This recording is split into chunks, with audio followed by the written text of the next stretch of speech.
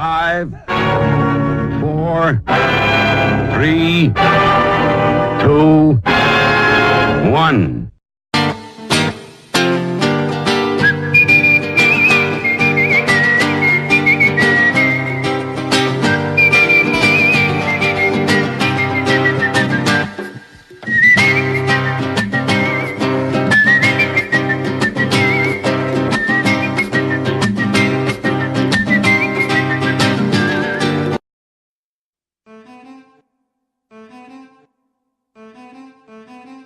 E aí, nerds? Sejam bem-vindos ao Papo da Tia Isaac, o seu podcast do Armadura Nerd. Eu sou a Bruna e hoje eu tô de volta para falar de um negócio muito especial, que é a retrospectiva 2016 do site.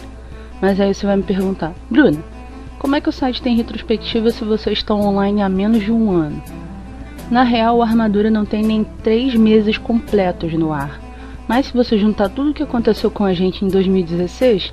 é um pacote que rende uma trilogia digna de Cavaleiro das Trevas. A maior mudança foi que a gente deixou para trás o site antigo e veio para esse. E foi uma coisa filha da mãe do ponto de vista emocional. Metade de mim via que o HMBR não se sustentava mais no que estava sendo feito. A alegria de fazer aquele conteúdo estava sendo cada vez menor. A identidade do site em si estava cada vez mais mal definida. E só que ao mesmo tempo o site era relativamente conhecido, a gente tinha os contatos e tudo mais. A outra metade de mim vivia tentada, ficou cada vez mais tentada em começar um site novo, do zero, projeto novo, nome novo, com foco em cultura pop, que era uma coisa que estava começando a me interessar. E principalmente, era a chance de não repetir as burradas de 5, 6 anos atrás. No fim venceu a mudança. E apesar de tudo que a gente vem fazendo, de tudo que às vezes a gente tá tentando e não tá dando certo, eu não me arrependo. Para você que não conheceu o HMBR, o site começou em 2009, acho eu, como um blog de download de CDs e tal, aquela coisa típica de blog de música. Mas daí a equipe cantou pneu e o Aka ficou sozinho. Ele foi, me chamou, perguntou se eu não queria ajudar, porque eu já conhecia o Hard Metal Brasil, que era o nome da época, mas era por acessar o blog e frequentar o fórum. E foi uma coisa muito doida, porque foi tudo ao mesmo tempo. Eu tava entrando na faculdade, isso já em 2010, ele me chamou pro site. Por causa disso, eu preferi encerrar um blog de automobilismo que eu tinha desde 2008 para me dedicar a esse novo projeto. E eu vou falar pra vocês que caramba, esse site mudou tudo na minha vida, sem brincadeira. E hoje eu posso ser meio exagerada de dizer que eu sou uma pessoa totalmente diferente de quem eu era antes, por causa de tanta coisa que aconteceu, coisa boa e coisa ruim. As mais importantes começaram aqui mesmo, dentro da minha cachola. Eu expandi demais o meu conhecimento em heavy metal, bandas, temas, descobri que tinha muito mais de metal além do power sinfônico melódico. Aprendi a respeitar a música e me apaixonar pela música como forma de arte, sendo que antes eu só era ouvinte de pop rock anos 80 e ainda assim era uma coisa meio casual. Aí juntou uma coisa com a outra e ficou uma maravilha. E foi muito divertido o ciclo que eu passei no site, porque, por exemplo, às vezes eu podia postar uma notícia falando eu não gosto muito dessa banda, desse álbum, mas aí passar uns meses ou passar alguns anos e a minha cabeça mudar. Aconteceu uma transformação, porque eu entrando em contato com tantas vertentes diferentes, o prog metal, o folk metal, o death melódico, como aconteceu com In Flames, uma banda que eu comecei escrevendo no blog e depois no site, que eu não gostava de jeito nenhum e hoje em dia é uma das minhas favoritas, mesmo depois desse último álbum que eles lançaram. A segunda é que eu me tornei autodidata em inglês. Ok, eu estudei inglês na escola, mas foi aquele básico de conjugação, verbo to be, vocabulário simples, nada assim, absurdo. O brabo mesmo de aprender a ler e escrever em inglês, de ouvir em inglês e entender em português, que é uma coisa muito difícil, que até hoje eu não sei 100%, mas já melhorei muito. Eu comecei tudo isso lá no blog de automobilismo, expandi com Hard Metal Brasil, com HMBR e agora com Armadura Nerd. A terceira é que eu aperfeiçoei um monte da minha escrita, porque escrever é uma coisa que eu amo, não é de hoje. Aí de tempos em tempos eu sempre tentava trazer um conteúdo diferente, uma abordagem diferente, qualquer coisa que fugisse dessa receita de bolo dos sites de heavy metal que todo mundo conhece. E até que deu bem certo. A galera respondeu relativamente bem a essa minha ideia de produzir conteúdo não só para informar, mas para dialogar com o leitor, porque, né, antes de eu escrever eu sou leitora dos sites onde eu vou buscar as notícias e tal. Mas, por outro lado, eu tive uma esquentação de cabeça muito grande, principalmente no relativo aos contatos com as bandas, um lance que foi me matando aos poucos e eu até que eu adorei muito, porque quase logo no começo o Aka já se decepcionou, não quis mais fazer, pulou fora dessa ideia. E hoje em dia eu entendo 500% as razões dele e não tiro a razão dele. Assim, o site nunca foi um Blabbermouth da vida, uma Metal Hammer, mas o feedback era super decente para um site que era escrito por duas pessoas. Eu e ele, mais ninguém. Porque a gente até tentou escalar uns colaboradores, mas enfim, nunca deu certo. Aí meio que para dar uma diferenciada a gente teve a ideia de dedicar espaço para as bandas brasileiras, mostrar quem vem de onde, como é o som, fazer um merchan mesmo, na moralzinha. Nós até criamos um blog secundário, a Hard Metal Brasil Wiki, só para isso. Mas imagina, as próprias bandas me fizeram desanimar da ideia. Motivo 1. Às vezes a banda entrava em contato comigo, a gente trocava uma ideia, eles me passavam as informações, eu fazia o post todo bonitinho, com o nome da banda, o estado de onde vinha, os membros, discografia, links de onde encontrar o trabalho da banda. Se tivesse algum vídeo ou som no SoundCloud, eu ia, linkava, postava, divulgava nas nossas redes sociais. Mas cadê da banda divulgar? Tipo, era interessante pra gente fazer isso porque ia render views, mas eu acho que o maior interessado seria a própria banda, porque ia render um pouco mais de exposição pra ela. E não era nem por falta de avisar não, que talvez você vai perguntar, Bruna, mas você divulgava mesmo, você mandava o link pra banda saber que você tinha feito o post? Sim, eu mandava. No Facebook, se a banda tivesse página, eu ia e marcava a banda. Na hora de postar no nosso Twitter, se a banda tivesse Twitter, eu marcava no Twitter. E quando não, eu ainda mandava o link do post por e-mail, do e-mail que eles entraram em contato comigo, ou então colava o post na página do Facebook da banda. Daí perguntam e debatem e bate-boca do porquê a cena brasileira de metal não estoura realmente aqui dentro, apesar de ter uma história, apesar de ter bandas com potenciais, do porquê muitas bandas só conseguem sucesso aqui, depois de ir lá fora na gringa e voltar, ou do porquê quando falam metal brasileiro, a primeira coisa que o pessoal lembra over and over and over é Sepultura e Angra. Sepultura, Angra e Xamã. Ou quando não, quando muito, Sepultura, Angra, Xamã e Viper. Tipo, nada contra as bandas, mas vocês entendem o que eu tô querendo dizer, não entendem? E motivo 2. Por um lado, as bandas ignoravam a gente, mas davam atenção, abriam os braços à porta da casa, fazia até almoço para outros sites cujo conteúdo eu prefiro nem comentar. Vocês conhecem os sites Heavy Metal BR, sabem como é que é. Aí, bicho, como é que fica a vontade de trabalhar nisso com a má vontade dos envolvidos? Sendo que é interessante pra gente, mas acima de tudo era interessante pra eles.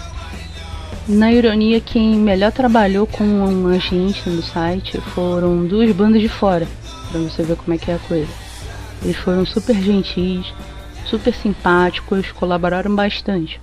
Uma foi o Overdose da Finlândia, que sempre conversou na boa, me enviaram o álbum zipado por e-mail para eu fazer o review. Eles gravaram um vídeo super legal para ajudar na divulgação do canal que a gente estava construindo conteúdo na época. A outra foi da Suíça, o Comaniac. E essa foi ainda mais especial por ter sido um dos poucos momentos na história do site, junto com a Overdose, onde eu escrevi um review todo em inglês. Isso foi um teste incrível, porque Assim, como forma de trabalho, eu acho que eu não tinha escrito um texto em inglês. Tinha feito as entrevistas e tal, mas esse é outro assunto que eu ainda vou falar. E por causa também do CD que o vocalista mandou. Porque ele mandou com uma cartinha junto, coisa simples assim, que me deixou wow, sabe? Falando de continuar fazendo o que eu amo, agradecendo a divulgação que a gente estava fazendo. E que eu seria bem sucedida, não importasse o que acontecesse, desde que eu fizesse o que eu amasse. E teve mais coisa ainda, como por exemplo as entrevistas, que eu acabei de comentar. Era pra eu ter muito mais entrevistas no meu currículo, tipo Tária, Net, Pelec, que a galera da web conhece bem. E dessa sorte até o Matt Heafy do Trivium, o guitarrista, vocalista do Trivium, que é outra banda que eu também gosto muito. Ainda teve a entrevista com o Dragon Force, que a banda parece que esqueceu a entrevista no churrasco e nunca me mandou de volta. Entre uns outros bolos que a gente tomou, inclusive de banda brasileira. A galera que eu entrevistei, que eu consegui entrevistar, foi super bacana. A primeira pessoa foi a Dani Nolden, vocalista da Shadowside, que é ótima. É super simpática, talentosa e merece todo o sucesso do mundo. É uma banda que vocês precisam ouvir, que dá orgulho mesmo de você dizer, porra, essa banda vem do Brasil.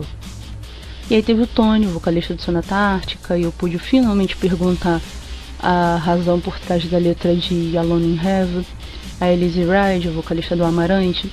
E nesse caso foi muito comédia, porque eu ficava olhando toda hora o celular escondido debaixo da mesa na aula de marketing, esperando pra ver se o manager dela tinha respondido, e quase que eu dei bobeira, comemorando quando ele respondeu o e-mail dizendo que tinha encaminhado as perguntas pra ela e tal.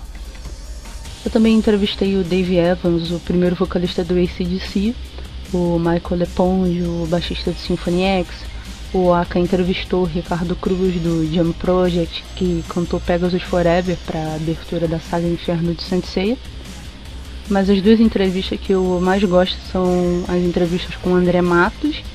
Sim, o André Matos, o maestro, um cara que eu e o Aka a gente considera e gosta pra caramba.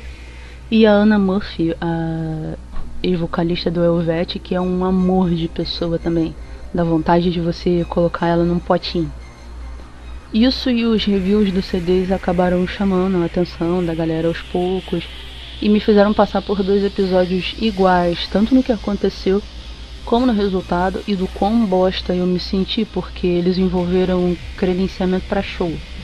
Seguinte, óbvio que meus pais nunca me apoiaram em escrever para um site de heavy metal. Então até hoje, se eles me pegam ouvindo uma coisinha mais leve, tipo rock clássico mesmo, já é motivo de olho torto e yada yada. Por 2 vezes eu consegui credenciamento para show. Um era pro show do Kansas, uma banda que eu gosto bastante, e o outro seria pro Winter Temptation, uma banda favorita minha, que o próprio produtor ficou de arrumar uma brecha pra mim, mas nas 2 vezes meus pais empataram, deu discussão em casa e eu acabei não indo, e olha que era pra trabalho, mas enfim. Mas hoje em dia não dói nem tanto assim, a prova tá aqui que eu tô dividindo essa história com vocês. Vocês estão achando que a vida é doida? É porque eu ainda não contei como eu arrumei as minhas 100 horas complementares para terminar minha faculdade de publicidade sem ter arrumado um único estágio, porque se tem uma pessoa azarada na vida, pode anotar, eu consigo ser 2 vezes mais azarada que essa pessoa. É uma coisa que me dava angústia, porque eu tinha um amigo trabalhando em escritório, colega trabalhando em agência de publicidade, rádio, e a bestada aqui não conseguia arrumar nenhum estágio numa lojinha de clínica de estética. Aí a longo prazo isso se refletiu no efeito óbvio. Eu tinha que acumular 100 horas de atividade extracurricular para poder me formar, mas estava chegando o fim do curso e nada de eu arrumar nada.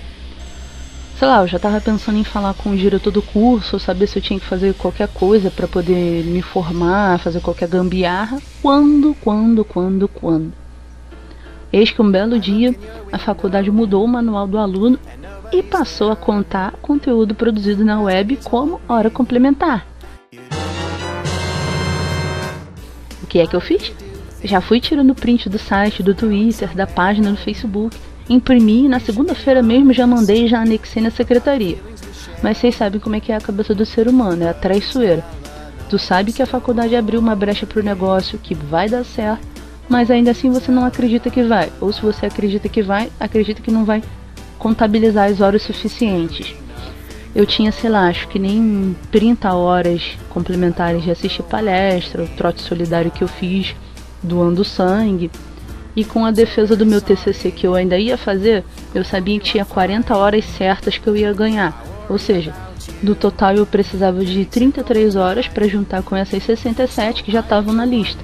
Resultado, saiu a resposta do material que eu enviei e ao invés das 33 horas que eu precisava, a faculdade me deu 50 horas pelo projeto do site.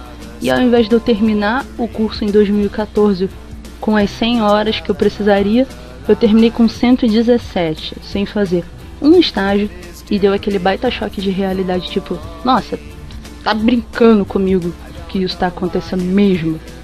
Foi tipo um sinal de que a coisa era possível, e é um outro assunto que também é complicado. Em 2012 eu comecei a enxergar o Hard Metal Brasil como uma chance de poder virar carreira, um trabalho mais sério. Isso antes desse caso das horas complementares, que foi em 2013. Porque em 2012 eu comecei a me interessar por essa coisa de YouTube, que teve esse boom dos youtubers de Minecraft, Monark, Veno e etc. Então eu que estava estudando sobre um monte de coisa de comunicação, fiquei, pô, mas eu quero isso também pra mim. Então eu comecei a encher o saco dos meus professores e passei horas e horas lendo sobre essas coisas de monetizar, de marketing, mas sei lá, sempre ficava naquele quase e eu nunca entendi o motivo de não estourar mesmo, de fazer sucesso, de dar certo como acontecia com outras pessoas. Passou o tempo, o Hard Metal Brasil virou HMBR e ficou aquela mesma coisa de monetizar, criar canal, lutar para viver o sonho e esses mesmos problemas. Principalmente uma coisa fatal para quem produz ou quer produzir conteúdo para web: autoestima. A pessoa que entra nessa tem que ter uma autoestima de ferro, porque não vai faltar gente para dizer que isso é loucura, que nunca vai dar certo, que você é doido de entrar num negócio que não tem certeza de retorno financeiro, porque na sociedade que a gente vive, as pessoas são medidas pelo nível de sucesso, pela questão de dinheiro ou não que elas fazem das coisas, que o melhor negócio é você se enfiar atrás de um balcão, de uma mesa de escritório, de um guichê e bater aquelas 40 horas semanais e não ter mais tempo pra nada e tal. Tipo.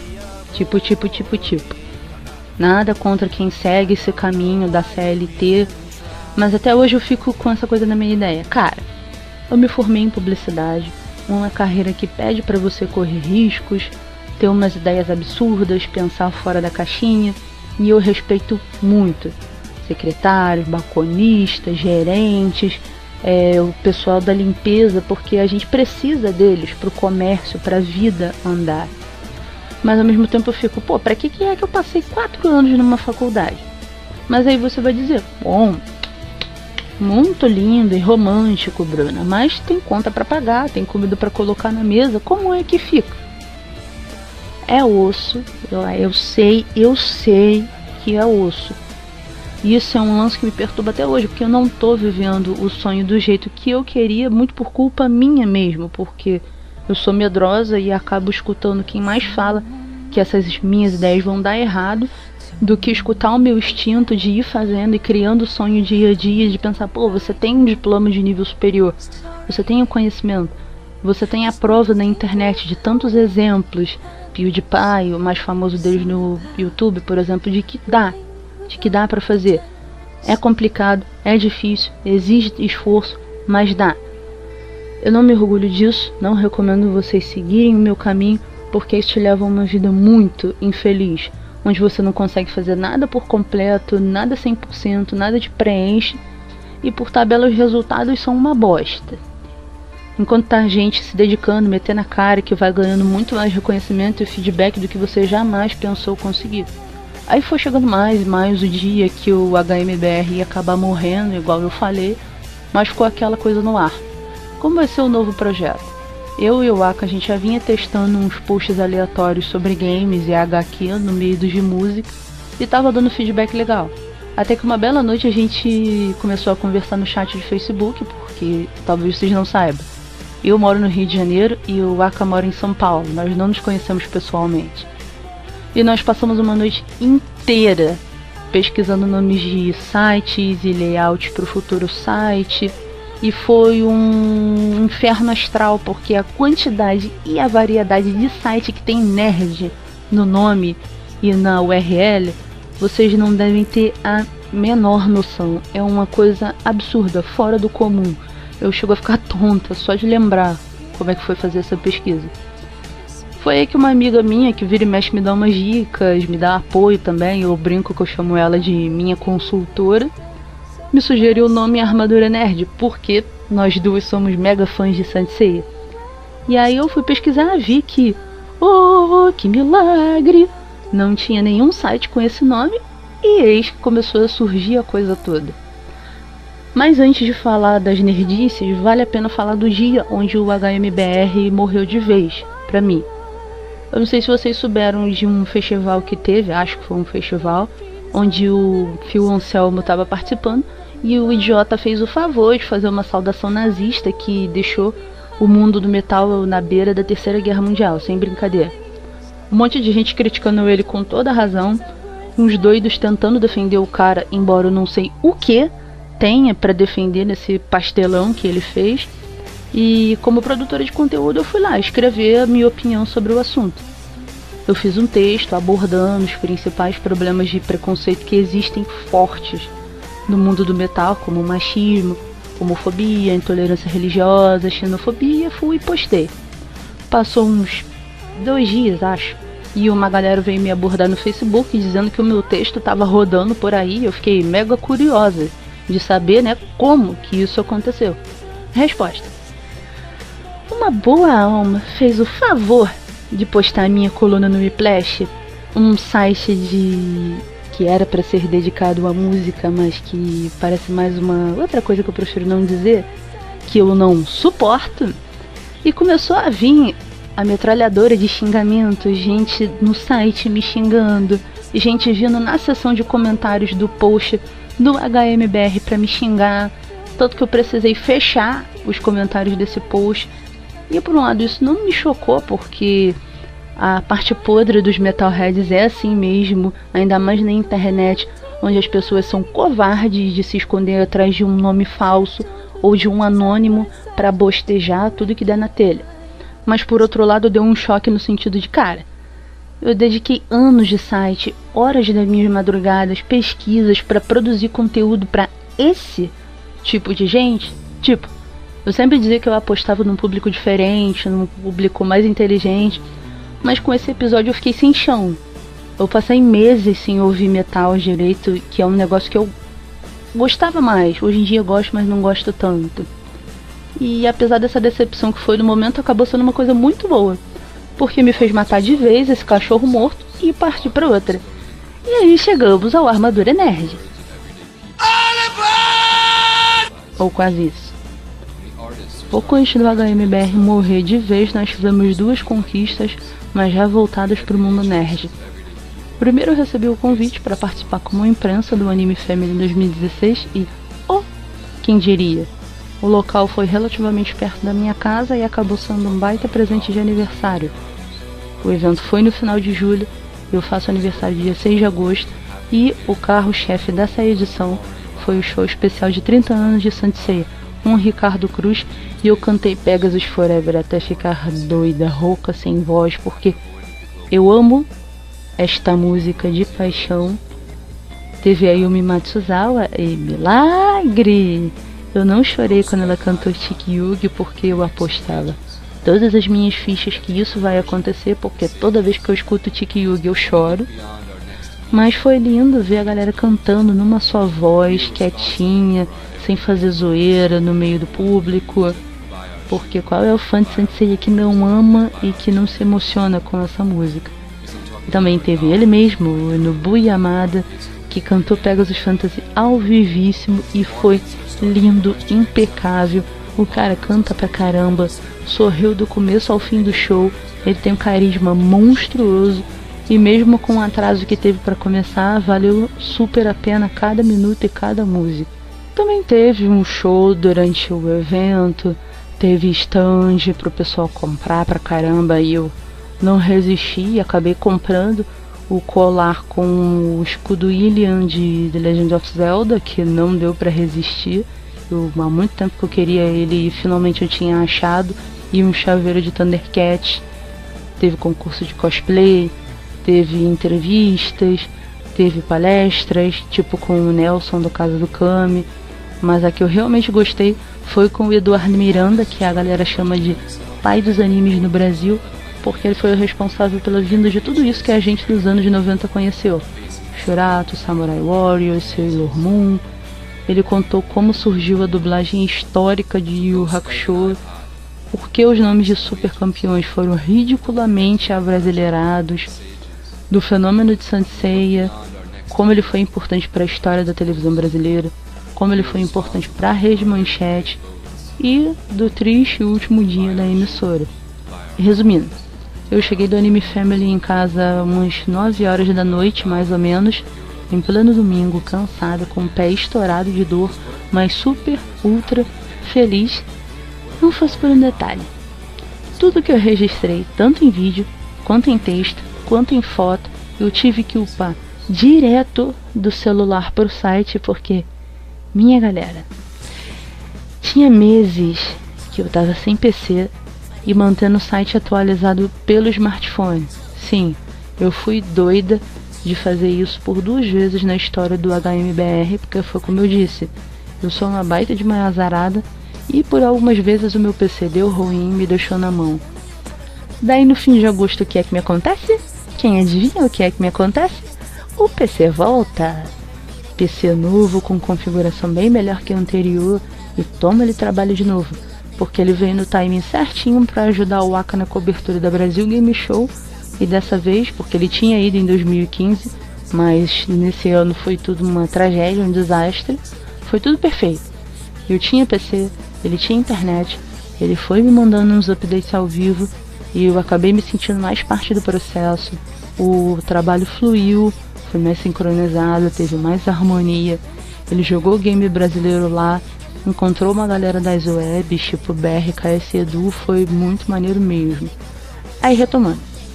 No dia 1º de outubro de 2016, nós estreamos o Armadura Nerd, mas foi um negócio meio fora do programado, porque a primeira ideia inicial era de começar tudo lá entre os dias 5, 7, mais ou menos. Só que daí a gente viu que era melhor começar tudo com o começo do mês, para não ficar quebrado. Só que quando caiu essa ficha, setembro já estava praticamente no fim. Aí foi aquele corre-corre de procurar layout, arrumar layout, que se encaixasse com o que a gente queria um layout responsivo, que ao mesmo tempo se encaixasse com o esquema de cores que a gente queria. E graças a Deus apareceu esse layout aí que você viu todo dia, que é perfeito, funcional, lindo, funciona muito bem tanto no PC quanto no smartphone, no tablet.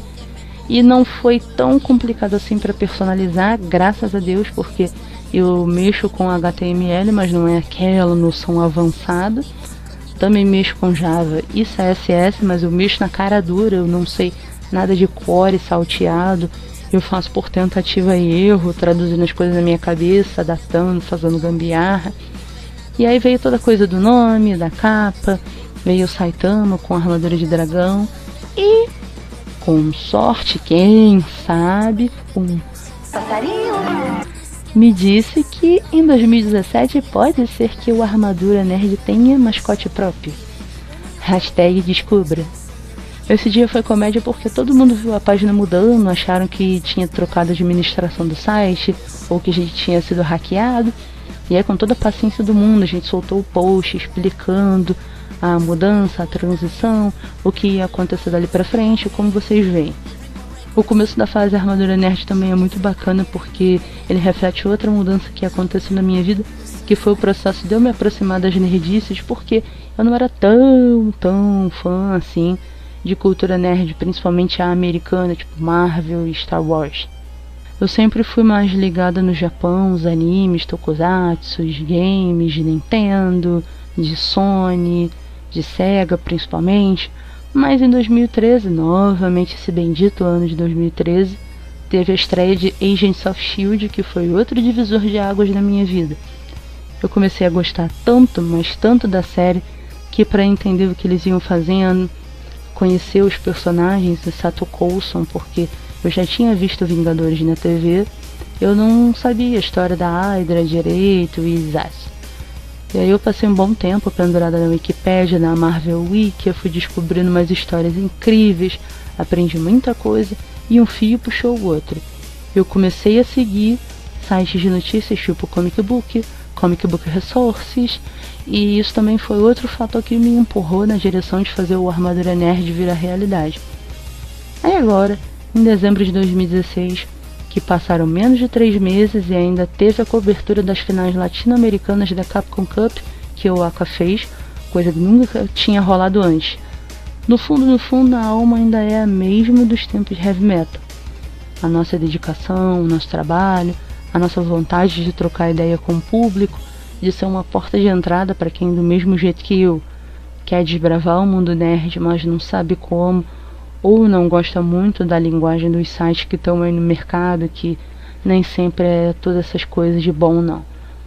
Mas, por outro lado, ter abraçado 100% a cultura nerd expandiu demais os nossos horizontes, e agora dá para falar de tudo que a gente se segurava antes. E óbvio, ainda tem muito desafio nisso. Para mim, as duas coisas em especial nessa parte do desafio são a parcela de fã besta que também existe na cultura pop, na cultura nerd, dos mal educados, dos machistas, dos covardes, dos racistas e por aí afora, porque infelizmente essa raça existe em todos os lugares.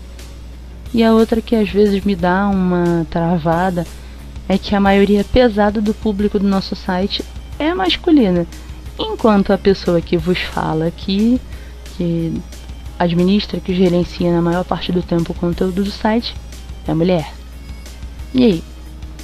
Tem hora que bate aquele receio porque nego é muito chato e me dá uma ânsia de nervoso, mas ao mesmo tempo eu paro e penso, por que é que eu vou ficar quieta e não vou viver o que eu tiver para viver com uma armadura nerd só por causa de um punhado de idiota?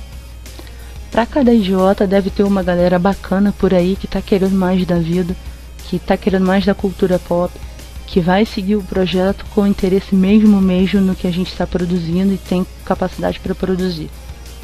Aí chega aquele momento cabal, as infames promessas de ano para ano. Em 2015 eu fiz umas promessas para mim mesma que obviamente eu não cumpri em 2016, daí eu decidi que 2016 para 2017 eu prometo que eu não vou fazer promessas. 2016 foi um ano muito intenso. Aconteceu coisa pra caramba, muita mudança, muita instabilidade emocional. Então eu acho que a melhor abordagem que tem pra seguir daqui pra frente é essa. Eu não quero me sentir na obrigação de cumprir porcaria nenhuma. Eu quero viver um dia de cada vez, construir um tijolo de cada vez, colocar um tijolo de cada vez, subir um degrau de cada vez e esquentar a cabeça em doses homeopáticas. E nisso o Aka veio junto também, porque é bem legal que isso refletiu as mudanças da nossa amizade, desde quando a gente só conversava sobre música, as coisas do site, aí passou a ter a choradeira das sofrências dos estudos, dos sonhos da vida profissional, vieram as nerdices, morreu a música, e a gente tá aí nessa loucura, dividindo as emoções, muitas emoções, bicho, porque o coração não aguenta. E o que vai dar? Não faço ideia, mas a gente tá aí na pista pra descobrir. Então é isso, galera, eu quero desejar pra vocês um ótimo, excelente final de ano, boas festas, engordem pra caramba porque nerd de verdade tem que ter uns quilos pra contar história, arrumem dinheiro porque 2017 vai ter filme a rodo pra gente falir assistindo, comprar game, dar rage, ter campeonato de esporte pra torcer pelos brasileiros, e quem quiser colar com Armadura Nerd pode chegar, que vocês vão ser mais do que bem recebidos com um monte de besteira, piada ruim, e também dizem que vai ter umas notícias. Se você que está ouvindo esse podcast está ouvindo no YouTube, deixa aí o seu like, se inscreve no canal se ainda não for inscrito. Se já for inscrito, marca o sininho do lado do nome do canal para receber notificação, porque é só assim que o YouTube te avisa quando tiver coisa nova. Quem tiver no SoundCloud, dá aí um follow, deixa a curtida no áudio, baixa o podcast para ouvir depois, divulga ele nas redes sociais, porque isso ajuda tanto via SoundCloud quanto via YouTube, porque eu fui Mas em 2017 eu estou de volta.